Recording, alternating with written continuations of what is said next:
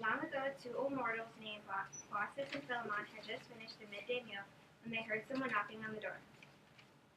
Since they loved having visitors, they rushed over to the door and saw that there were two weird-looking people. One that was very old and had a beard, and another one that was impish and was very young. The two visitors wanted to stay in Baucis and Philemon's cottage since they traveled a long way, and of course they offered them their home. Once they came inside, Baucis and Philemon offered them everything, from food to beverages and even washing their feet. And still they thought that wasn't enough. So Baucis and Philemon decided to do the hardest thing and give them their only goose. But of course the goose wasn't going to let that happen.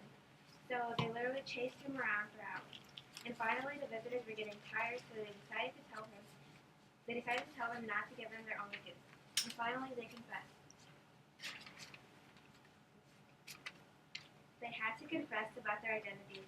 They were mortals, but they were gods. The bearded man was Jupiter, and the impish-looking man was Mercury.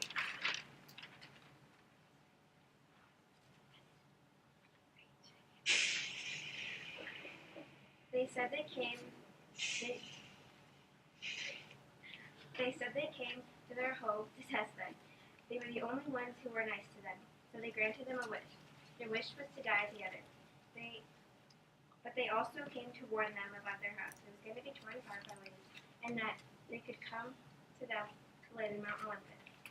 So on their way to Mount Olympus, they looked back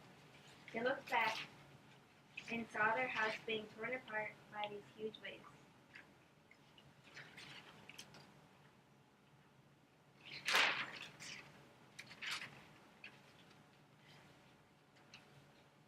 So a few days later, something started to happen to them.